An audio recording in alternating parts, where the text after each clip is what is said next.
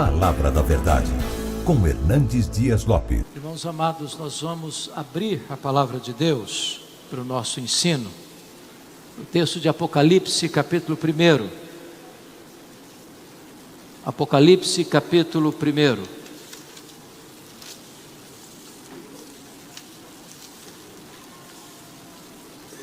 Fazendo a leitura até o versículo 20. Está escrito o seguinte: revelação de Jesus Cristo que Deus lhe deu para mostrar aos seus servos as coisas que em breve devem acontecer, e que ele, enviando por intermédio do seu anjo, notificou ao seu servo João, o qual atestou a palavra de Deus e o testemunho de Jesus Cristo quanto a tudo o que viu. Bem-aventurados aqueles que leem, aqueles que ouvem as palavras da profecia e guardam as coisas nela escritas, pois o tempo está próximo. João, mais 7 igrejas que se encontram na Ásia, graça e paz a vós outros, da parte daquele que é, que era e que há de vir, da parte dos 7 espíritos que se acham diante do seu trono, e da parte de Jesus Cristo, a fiel testemunha, o primogênito dos mortos e o soberano dos reis da terra, àquele que nos ama e pelo seu sangue nos libertou dos nossos pecados e nos constituiu reino, sacerdotes para o seu Deus e Pai. A Ele a glória e o domínio pelos séculos dos séculos. Amém. Eis que vem com as nuvens, e todo o olho verá, até quantos o traspassaram. E todas as tribos da terra se lamentarão sobre ele, certamente. Amém. Eu sou o Alfa e o Ômega, diz o Senhor, Deus, aquele que é, que era e que há de vir, o Todo-Poderoso. Eu, João, irmão vosso e companheiro na tribulação, no reino e na perseverança. Em Jesus achei-me na ilha chamada Patmos, por causa da palavra de Deus e do testemunho de Jesus. Achei-me em espírito no dia do Senhor, e ouvi por detrás de mim grande voz como de trombeta, dizendo: o que vês escreve em livro e manda às 7 igrejas: Éfeso, Esmirna, Pérgamo, Tiatira, Sardes, Filadélfia e Laodiceia. Voltei-me para ver quem falava comigo, e voltado vi 7 candeeiros de ouro, e no meio dos candeeiros um semelhante a filho de homem, com vestes talares e cingido à altura do peito com uma cinta de ouro. A sua cabeça e cabelos eram brancos como a alva lã, como neve, os olhos como chama de fogo, os pés semelhante ao bronze polido, como que refinado numa fornalha, a voz como voz de muitas águas. Tinha na mão direita 7 estrelas, e da boca saía-lhe uma afiada espada de 2 gumes. O seu rosto brilhava como o sol na sua força. Quando o vi, caí a seus pés como morto. Porém ele pôs sobre mim a mão direita, dizendo: não temas, eu sou o primeiro e o último, e aquele que vive. Estive morto, mas eis que estou vivo pelos séculos dos séculos, e tenho as chaves da morte e do inferno. Escreve, pois, as coisas que viste, e as que são, e as que hão de acontecer depois destas. Amém. Esta é uma noite, primeiramente, de gratidão. Gratidão a Deus pelos 95 anos da primeira igreja presbiteriana de Vitória. Gratidão a Deus pelos pioneiros que nos antecederam, que choraram e que semearam e que regaram o que hoje estamos colhendo. Esta é uma noite de agradecimento por aqueles que estão com as mãos no arado, trabalhando para o avanço da obra de Deus e a expansão do Evangelho em nossa linda capital e em todo o hospitaleiro estado do Espírito Santo.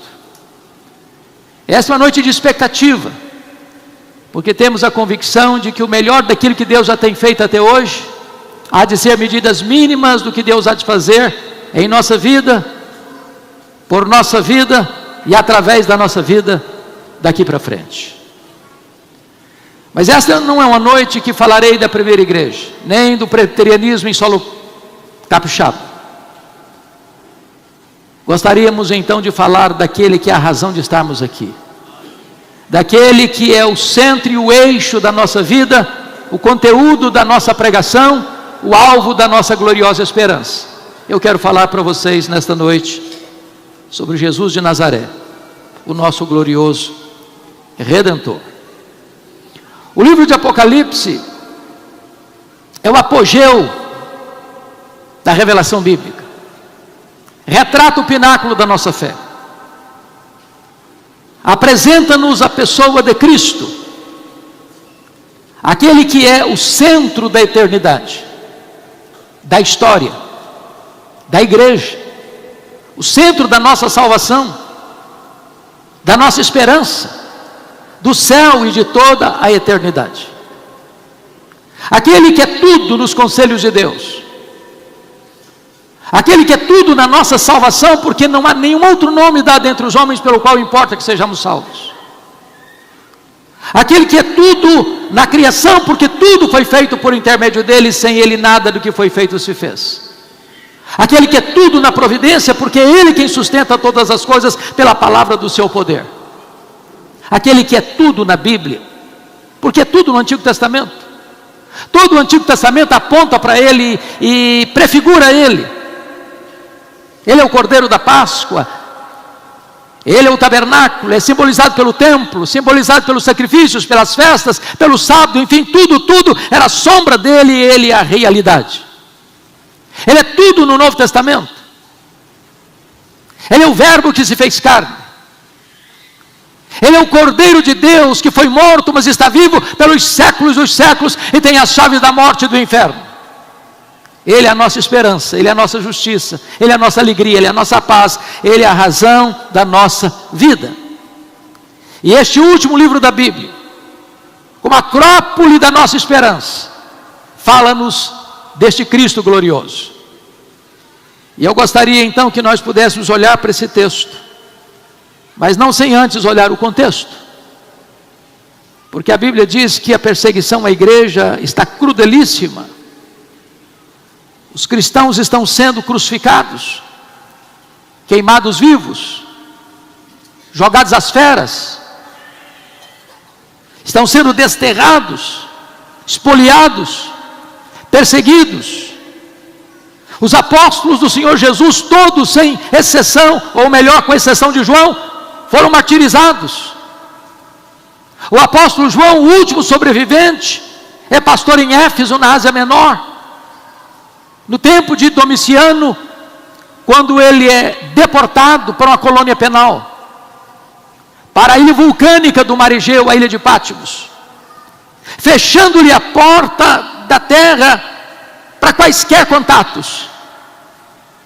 Mas é nessa conjuntura de perseguição atroz, de choro amargo, de sangue derramado, de opressão política e religiosa, é que num cenário que aparentemente não tinha saída, Deus abriu para João uma porta no céu e disse: sobe para aqui e eu te mostrarei as coisas, não que talvez aconteçam, não que podem acontecer, eu te mostrarei as coisas que devem acontecer.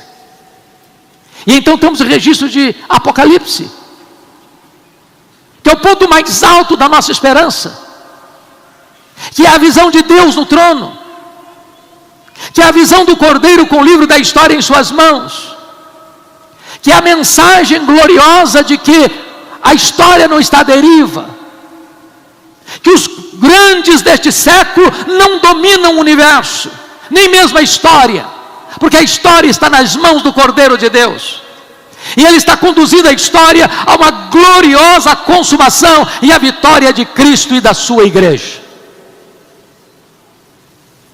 Era um dia de domingo, era o dia do Senhor, quando João escuta atrás dele uma voz como de trombeta dizendo: que vês, escreve em livro e manda às 7 igrejas: Éfeso, Esmirna, Pérgamo, Tiatira, Sardes, Filadélfia e Laodiceia.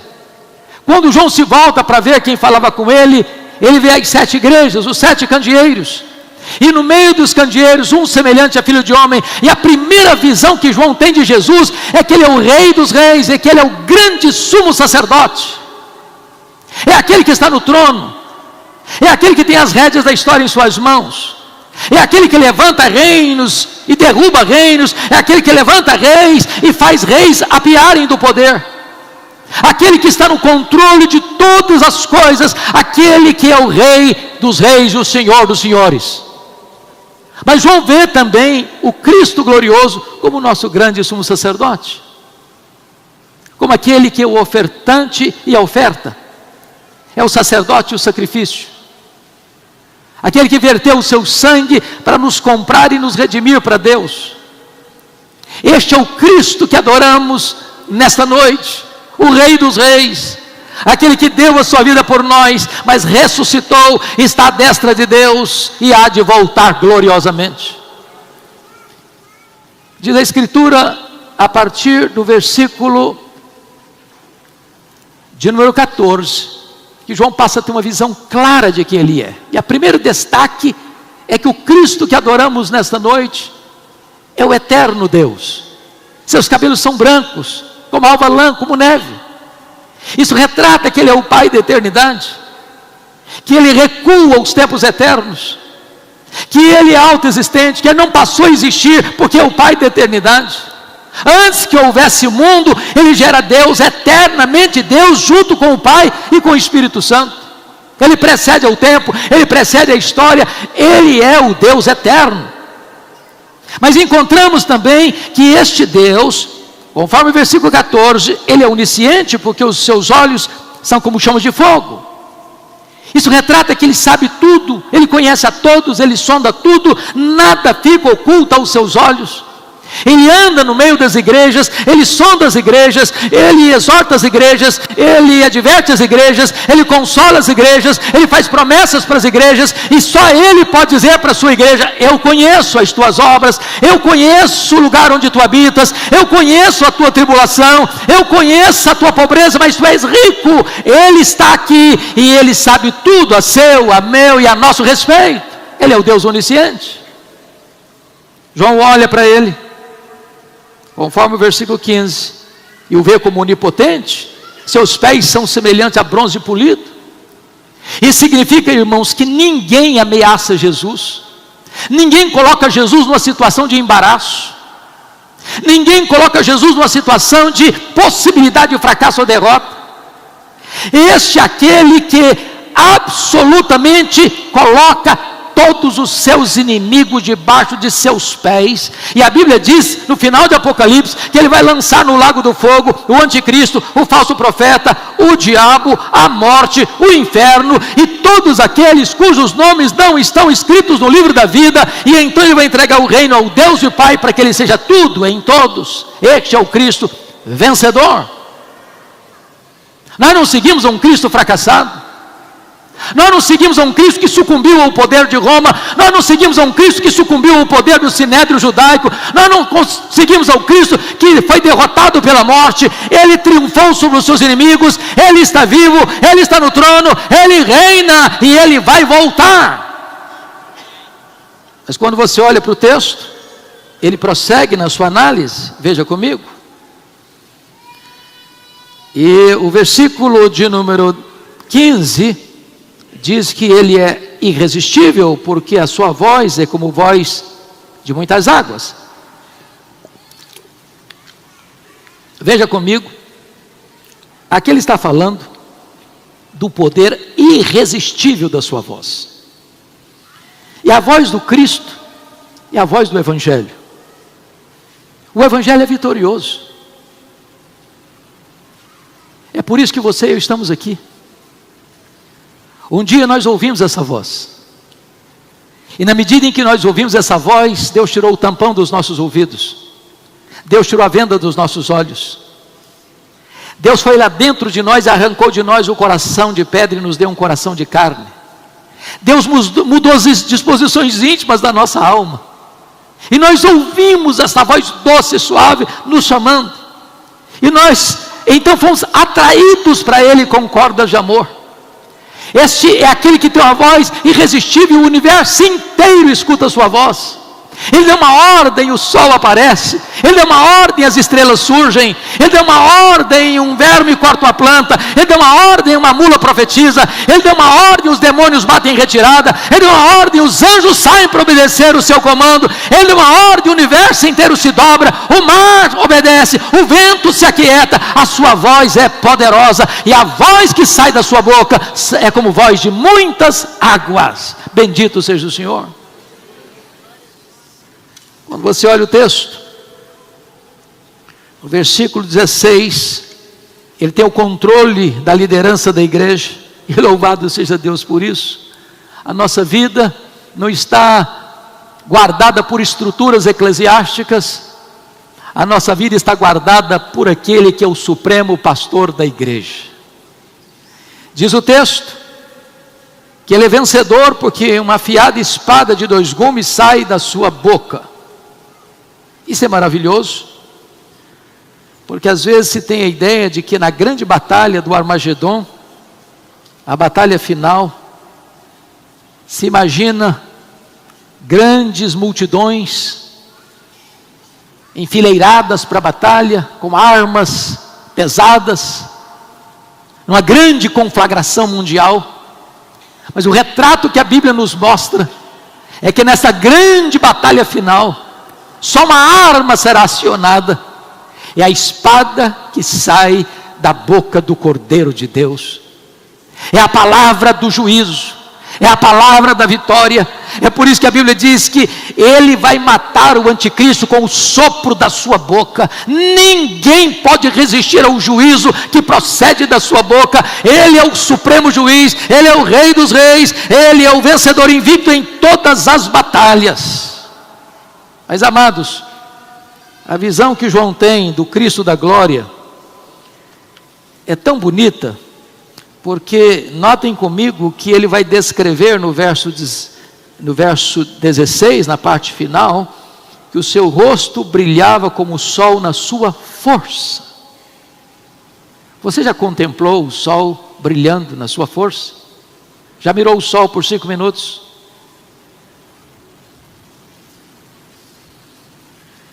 O que é curioso, que diante desta glória esplêndida, aquele que era o mais íntimo discípulo de Jesus, que debruçava sobre o peito de Jesus na ceia, que escutava Jesus, que via os milagres de Jesus, diante do Cristo da glória, do esplendor desta glória, que palavras não podem descrever, diz o texto que João caiu como morto aos seus pés.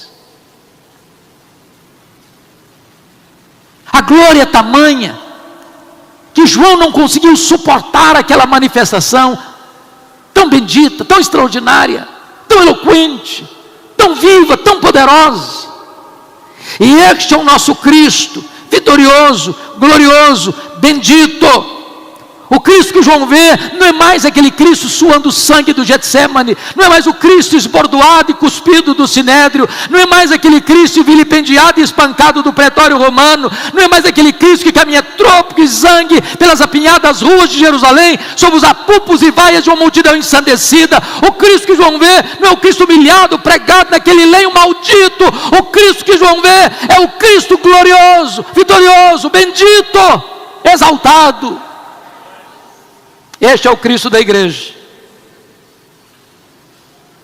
Mas ainda, vejam vocês,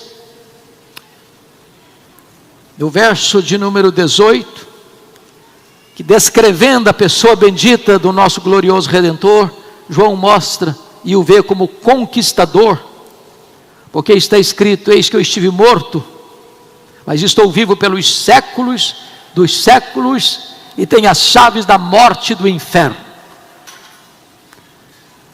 O Senhor Jesus Cristo, na cruz, diz a Bíblia, que Ele derrotou o diabo e as suas hostes, expondo-os ao desprezo. O Senhor Jesus Cristo, na sua morte, entrou nas entranhas da morte, arrancou o aguilhão da morte, matou a morte, inaugurando a imortalidade. O Senhor Jesus Cristo venceu o mundo, venceu o pecado, venceu o diabo, venceu a morte, venceu e é vencedor. E Ele saiu do túmulo como grande conquistador. Ele é vitorioso. E é esse Cristo que nós estamos adorando, que é a razão da nossa vida, e a mensagem que a primeira igreja presbiteriana de Vitória vem pregando ao longo destas quase 10 décadas de evangelho nesta terra.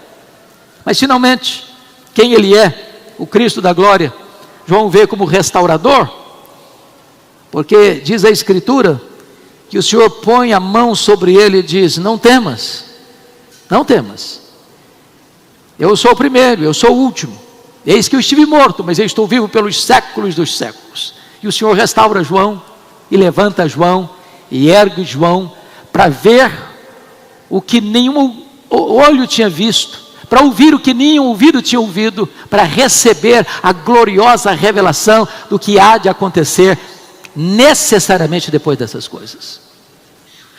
Esse mesmo Cristo está aqui nesta noite, para levantar o caído, para levantar o prostrado, para dar esperança para aquele que acha que não tem mais saída na vida. Ele está aqui hoje, Ele é o restaurador. Mas, amados irmãos, tendo visto no texto a descrição do nosso glorioso Redentor, vamos em segundo lugar agora olhar a sua gloriosa obra.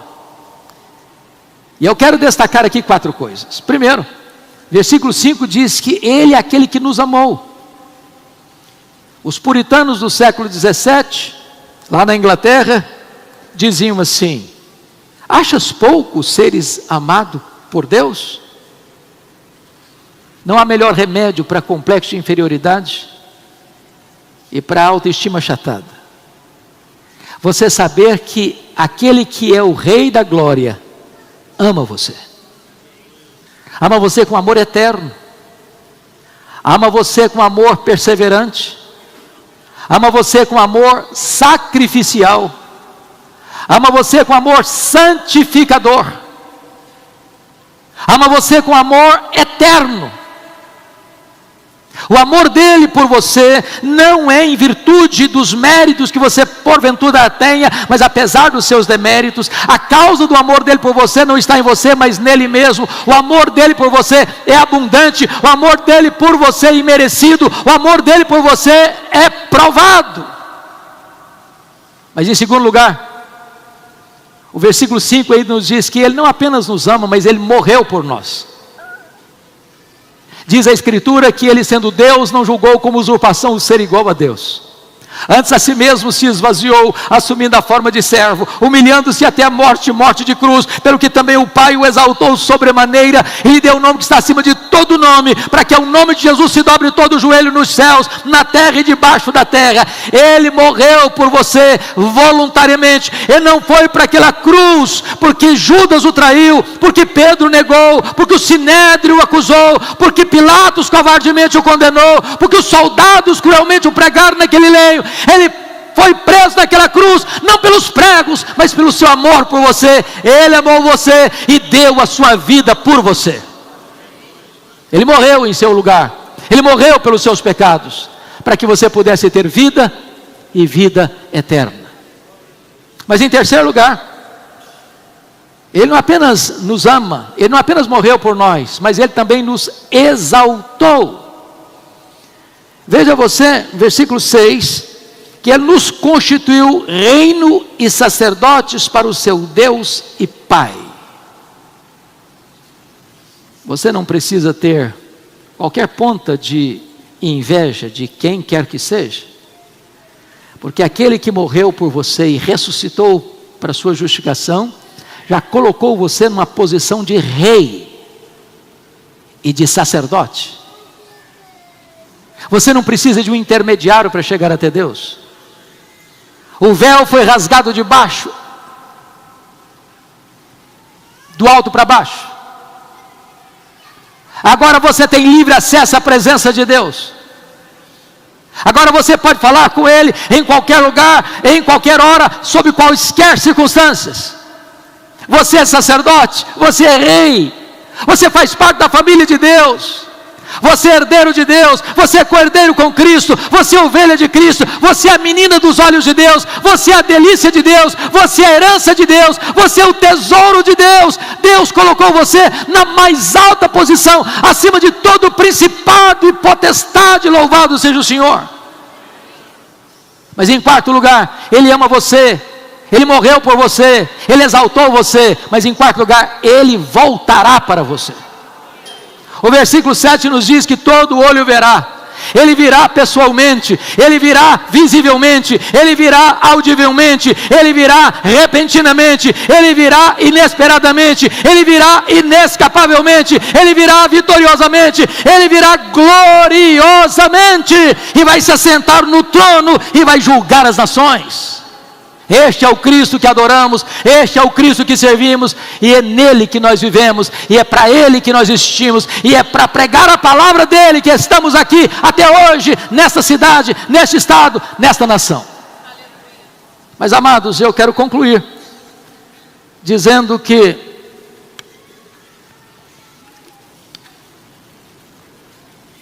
o Cristo da glória é exaltado sobremaneira. A obra do Cristo é anunciado com eloquência, e isso tem implicações.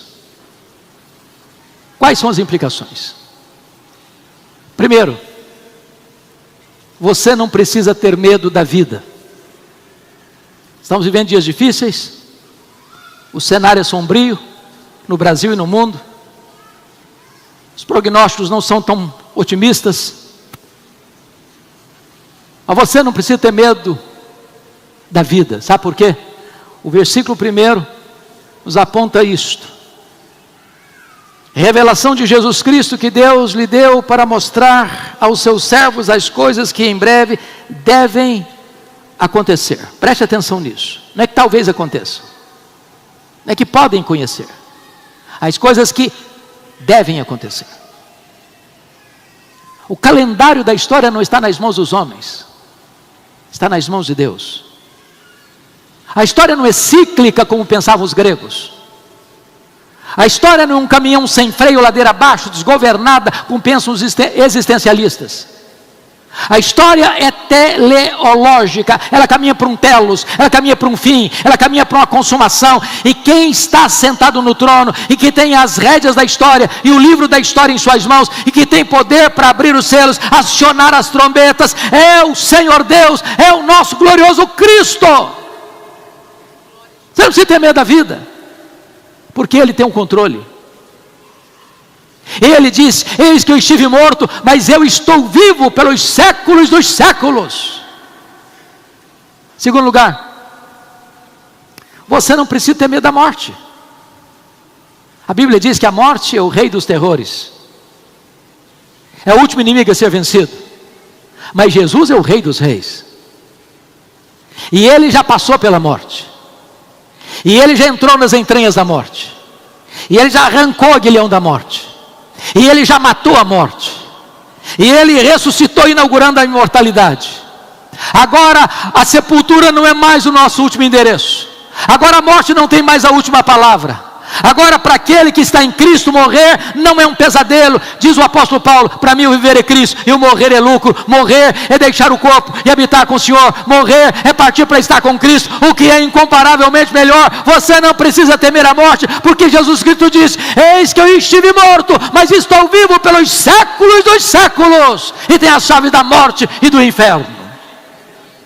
Meus amados irmãos, não precisamos temer a vida, não precisamos temer a morte, mas finalmente, nós não precisamos ter medo da eternidade, do amanhã, do futuro, das dobras do futuro, das sombras do futuro.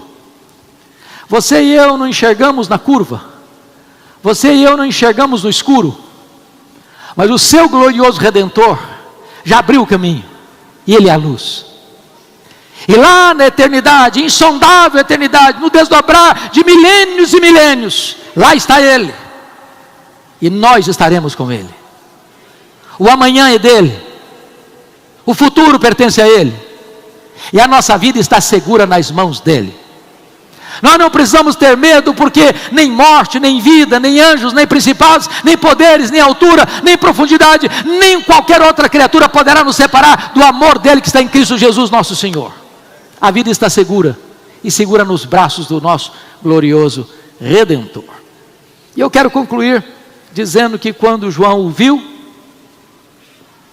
ele caiu aos seus pés, num ato de adoração.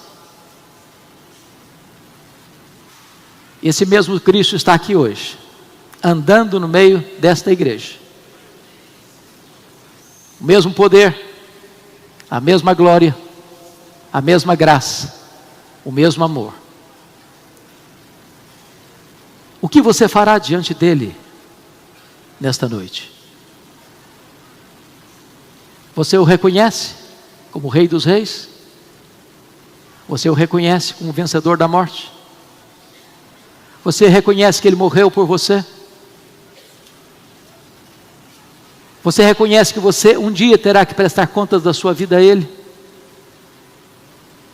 Que nesta noite você se renda a ele, se curve diante dele, que você o adore, que você se renda a ele, porque fora dele não há esperança, porque fora dele não há salvação, porque fora dele não há qualquer segurança, nem no tempo, nem na eternidade.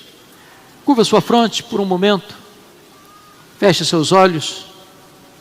É tempo de nós orarmos e colocarmos nossa vida diante do trono da graça de Deus. O Rei da Glória está aqui, e Ele é poderoso para salvar, e Ele é poderoso para perdoar,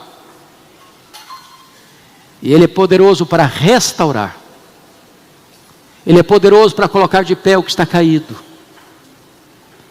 trazer esperança ao que está desesperado. Ele é poderoso para curar o que está enfermo.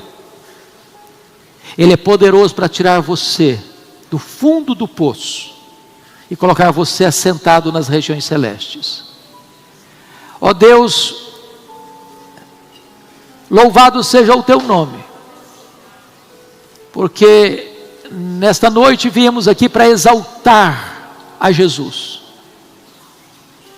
Nós não temos outro nome, outra motivação, outro propósito, que não dar toda a glória ao nosso Salvador. Que Ele seja engrandecido, amado, servido, adorado. Que o contemplemos na sua beleza. Que o sirvamos com humildade. Que a nossa vida seja um preito de adoração e louvor por tão grande amor, por tão sublime obra em nosso favor. Que nesta noite, Senhor, corações se rendam a Cristo. Que nesta noite todos nós nos curvemos humildemente aos seus pés, reconhecendo que só Ele é digno de receber toda a honra, toda a glória e toda a adoração. Exaltado seja o teu nome, ó Deus bendito, em nome do teu Filho, o nosso Senhor, a razão da nossa esperança. Bendito é o teu nome em Jesus. Aleluia.